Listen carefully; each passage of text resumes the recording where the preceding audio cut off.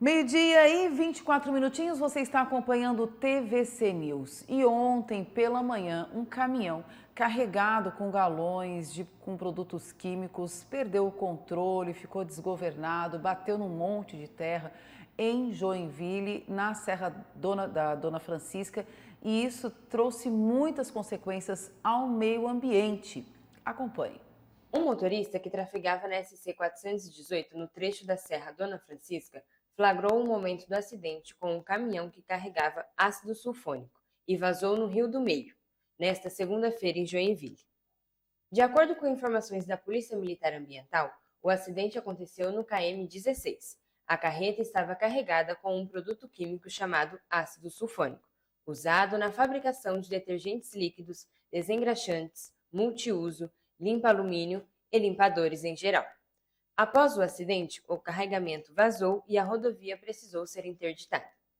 Nas imagens gravadas por outro motorista, é possível ver o caminhão em alta velocidade na descida, sem conseguir fazer a curva. Ainda, o veículo bate na parede de terra e os galões com o produto químico caem na pista. Após o acidente, a estação de tratamento de água do Cubatão foi fechada previamente para a captação. Com isso, 34 bairros ficaram sem água e ainda não há previsão para a reabertura da estação. Conforme a Polícia Militar Rodoviária, após ser realizada a análise da situação da pista e a remoção de 122 bombonas do produto químico, a rodovia foi liberada para o trânsito a partir do sistema SIGPAR. Situação bastante complicada, por isso a gente abre o link agora com o deputado estadual Matteu Cadorim, que está acompanhando tudo isso de perto. O município e o prefeito instalou um gabinete de crise para gerenciar esse momento, deputado, e o senhor acompanha. Bem-vindo, bom dia. Bom dia, isso mesmo. Ontem, imediatamente após saber a informação, o prefeito Adriano já montou o gabinete de crise, como é de costume, né, em questões assim, nesse nível aqui na cidade. Então, todas as forças de segurança estavam lá, desde a Secretaria de Meio Ambiente até a Polícia Militar, os bombeiros, voluntários e militares, a Secretaria de Segurança Pública e os agentes que estariam, os técnicos, né, da Águas de Joinville, que é a empresa que cuida do fornecimento de água da cidade. Imediatamente o prefeito, entendendo a gravidade do tema, fechou as comportas, mandou fechar as comportas da estação de tratamento, e essa foi a decisão mais acertada que ele podia ter feito, porque se esse produto ele entra na estação de tratamento, nós teríamos um problema em semanas, né, no mínimo, de distribuição de água na cidade de Joinville. Como essas ações todas foram feitas de forma muito rápida e ágil por todos esses envolvidos, foi possível contornar a situação a ponto de hoje de manhã, né, logo cedo, dados níveis de concentração do produto na água, as comportas serem reabertas e a partir de agora há os estudos aí para já começar a redistribuição de água com qualidade e com segurança para a população joinvilense. Pois é, deputado, acho que existe justamente essa preocupação, né, da qualidade da água, né? Muitas pessoas perguntando, mas será que é seguro? Qual é o controle que está tendo? Até porque ontem, depois desse acidente, a corrida pela compra de água mineral no mercado, em farmácia, foi grande na cidade, né, deputado? Foi, mas assim, as pessoas não precisam se preocupar quanto a isso, porque quando as comportas foram fechadas, a partir daí nenhuma água contaminada entrou na estação de tratamento. Toda a água que já estava lá dentro, ela foi tratada e seguiu normalmente a distribuição na cidade. Então, toda a água que a população ainda tinha em estoque nas caixas d'água, ou enfim, ainda tinham saindo das suas torneiras, ela era água potável, tranquilamente poderia ser consumida. A partir do momento de hoje de manhã, então, quando as comportas foram reabertas, testes foram refeitos, e quando a Águas de Joinville, a companhia, teve a segurança absoluta de que não há mais nenhum tipo de contaminação que seja nocivo para a população, a água voltou a ser bombeada, está voltando agora a ser bombeada para as casas. Então não teve nenhum prejuízo de saúde, tá? Até porque é um produto que, graças a Deus, não é um ácido mais forte como a gente pensava que fosse quando a gente recebeu a notícia do acidente. Esse ácido sulfônico, ele é um componente de detergentes, então ele, claro, em uma concentração muito alta, ele traz risco para a saúde, sim, mas uma concentração baixa, ele não tem nenhum perigo de morte, por exemplo, para quem ingerir, só se ingerido em grandes quantidades. De qualquer forma, todas as medidas de segurança foram tomadas para que a água não chegue com sabor, com espuma, enfim, na casa das pessoas. E aí, claro, né, houve uma corrida, né, para os mercados, muito incentivado por algumas fake news espalhadas, por isso que a gente sempre pede que a população acompanhe os noticiários como a TVC, né, canais de comunicação que são sérios, que trazem a notícia correta, para que não haja um desespero, um pânico desnecessário. Né? E aí, então, agora, isso aconteceu ontem, né? Mas hoje a situação já está voltando à normalidade. Aí tem algumas questões que a gente precisa entender agora com bastante profundidade. Primeiro, houve sim um impacto ambiental, isso vai ter que ser levantado, né? E depois a questão da segurança da via. Eu ia justamente perguntar isso, né, sobre o impacto ambiental desse acidente. A gente recebeu imagens aí de peixes aparecendo mortos no rio, enfim, meio que não tem como escapar, né, deputado? O impacto ambiental, ele está acontecendo. Sim, não só os peixes, afora também, ali é uma região rural, então há também muitos animais ali que bebem da água desse rio principalmente foi contaminado. Então, há sim uma questão nesse sentido e penalizar os responsáveis. E aí vem a questão da segurança da via para garantir efetivamente que isso não aconteça mais. Porque isso já vem sendo alertado há muitos anos, é questão de décadas, já que vem se falado no perigo que seria isso que aconteceu ontem acontecer. A via já é uma via perigosa, já há acidentes semanais lá com morte. Né? E esse acidente, ele não só traz perigo para a vida dos motoristas que estão envolvidos, mas aí também perigo de desabastecimento da cidade mais populosa do estado. Pois é, e diante do que aconteceu ontem, o senhor como deputado pretende tomar alguma atitude no Legislativo referente à Serra Dona Francisca? Nós, em maio do ano passado, nós já havíamos protocolado pedidos de informação e indicações ao governo para que tomasse alguma providência, qualquer providência, com relação à segurança ali da via. Sugerimos desde batedores para acompanhar os caminhões com produto perigoso, lombadas eletrônicas, enfim, mas a restrição do transporte, desse tipo de transporte ali na serra, né, mas principalmente a solicitação de investimentos em segurança, né? Por exemplo, áreas de escape.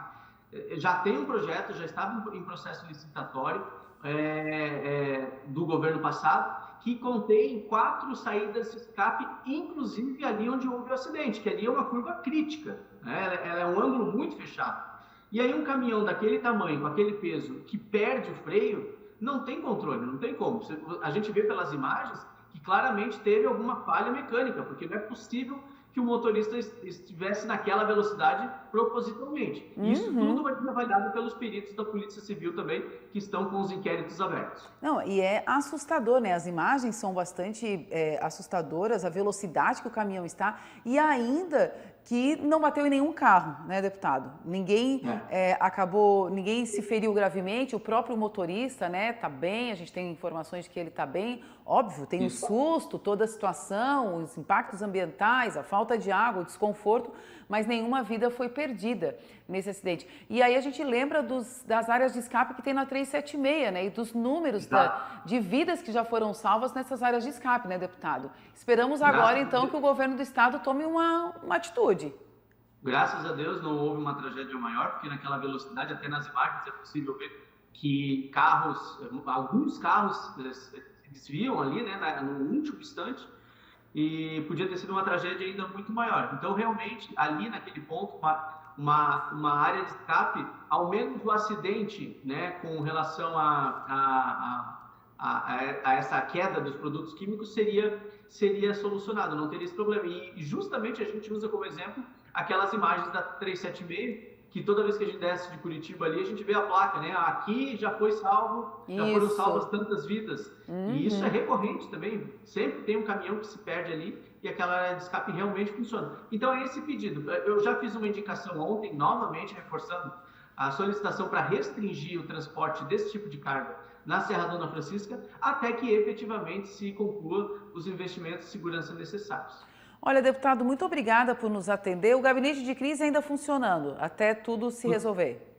Exatamente, funciona. O prefeito esteve bem cedo lá na estação de tratamento para conversar com os técnicos e o gabinete fica funcionando até que a água que a água volte às torneiras da população. Aí o gabinete se encerra e volta, se Deus quiser, a normalidade de tudo aqui na cidade. Muito obrigada por nos atender, bom trabalho aí para vocês e estamos aqui também à disposição para divulgar, estamos aqui. Obrigada, deputado. Eu que agradeço a oportunidade e o espaço que vocês, como eu já disse, uma instituição séria que preza pela qualidade da informação, abre para a gente poder trazer os dados aqui. Obrigada. Meio-dia e 35 minutos, vamos conferir o comentário de Saul Carvalho.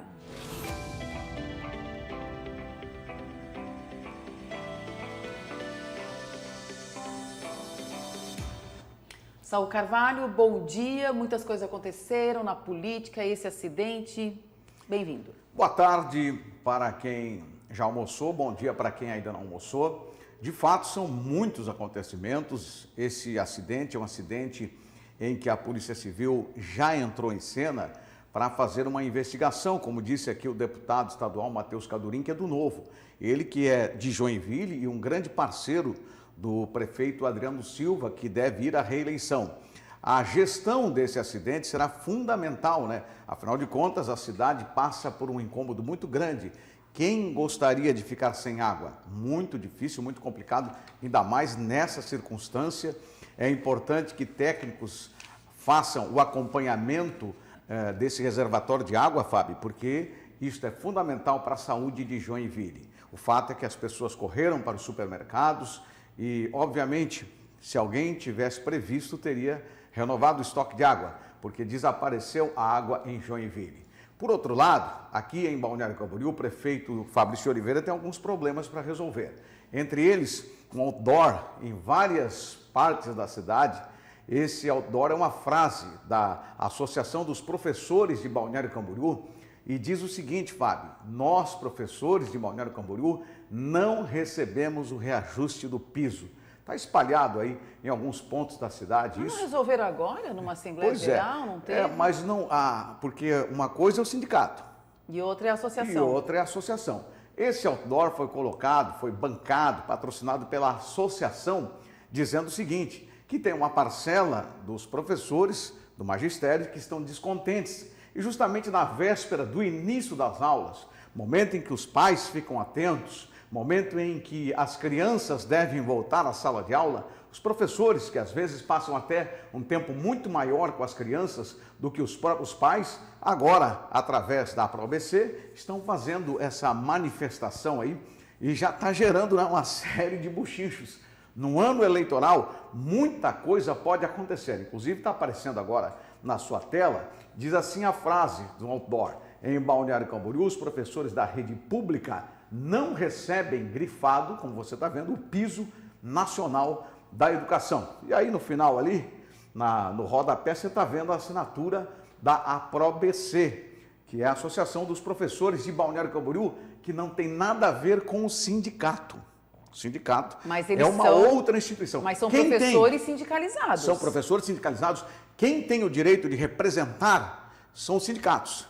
Esse é um movimento paralelo, né? Esse movimento paralelo, porém legítimo, porque é uma parcela que não está concordando com as negociações do sindicato. Como se não bastasse esses outdoors, esse descontentamento e esta mensagem, ainda tem um outro problema para o prefeito. O Ministério Público está processando o prefeito Fabrício Oliveira por contratos temporários na rede pública acima da cota. Ele tem uma cota para não ser enquadrado em responsabilidade fiscal. E o que acontece agora, queridos? Esse é um problema sério, porque a multa estabelecida é de 10 milhões de reais. E o Ministério Público disse, olha, o prefeito Fabrício tem 72 horas para se posicionar. Qual que é o posicionamento? Retroagir e eliminar esses cargos, essas pessoas, esses ACTs que foram contratados, e fazer um concurso. Agora, para piorar ainda, o deputado Carlos Humberto, que é do mesmo partido do prefeito, num áudio que ele coloca nas suas redes sociais, inclusive se você acessar lá agora, está lá esse áudio, ele diz o seguinte: primeiro, que ele não é um homem de acordos, e segundo também, que se ele for o prefeito de Balneário Camboriú, um dos problemas que ele combateria justamente é a questão da máquina inchada. Então, do próprio partido do prefeito Fabrício Oliveira, há uma conscientização do nome do Carlos Humberto dizendo sobre isso, que esse seria uma das principais um dos principais pontos que ele combateria, o inchaço da máquina, ou seja, o excesso de assessores, o excesso de pessoas que estão trabalhando na Prefeitura de Balneário Camboriú. Para encerrar, em Camboriú, ontem todo mundo recebeu uma mensagem do vereador Everson Bellino, do PL, dizendo que ele é o escolhido do governador Jorginho e também do deputado Carlos Humberto para ser o pré-candidato à Prefeitura de Camboriú. O que acontece de novo nisso? Um problema interno. O governador precisa vir a Balneário Camboriú resolver o problema, o atrito entre o prefeito e o deputado estadual, Carlos Humberto Fabrício Oliveira, e agora também um problema sério acontecendo lá em Camboriú, porque com esta declaração do Everson Bellino, muitas pessoas que estavam lá tentando fazer uma composição agora já estão desistindo de fazer a composição, porque a declaração foi clara. E depois o Bellino também colocou aí a sua assessoria um áudio do Carlos Humberto declarando, não, realmente o meu homem, o meu escolhido para Camboriú é o Everson Bellino. E aí, isso é apenas o início de um ano eleitoral que promete muitos capítulos. Algumas cenas serão cenas drásticas. Haja coração. Você que já escolheu, que tem o candidato da sua preferência, né, o pré-candidato da sua preferência, haja coração, porque muita coisa vai acontecer. Em contrapartida, nós temos acontecendo na área da saúde uma grande preocupação. A vigilância epidemiológica está preocupada. Os casos de dengue em Camboriú fizeram assim. E agora, em 2024, estão fazendo o contrário. Estão subindo. É preciso que a população faça a sua parte e se conscientize. Eu fazendo a minha parte, você fazendo a sua, o mosquito da dengue não vai picar mais ninguém. Fábio, uma boa tarde para você, uma boa terça-feira, né? Porque quarta-feira é só amanhã. Exatamente. E amanhã, quarta-feira, é o comentário de Leonel Pavan. Você volta na quinta, muito obrigada. Obrigado, boa tarde. Antes de encerrarmos o TVC News, vamos ver como fica o tempo na nossa região.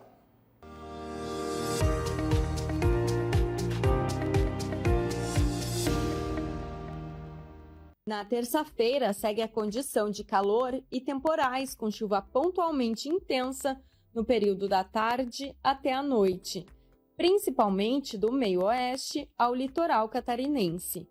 Esses temporais são típicos de verão e ocorrem principalmente devido à disponibilidade de calor e umidade, somado a instabilidades atmosféricas.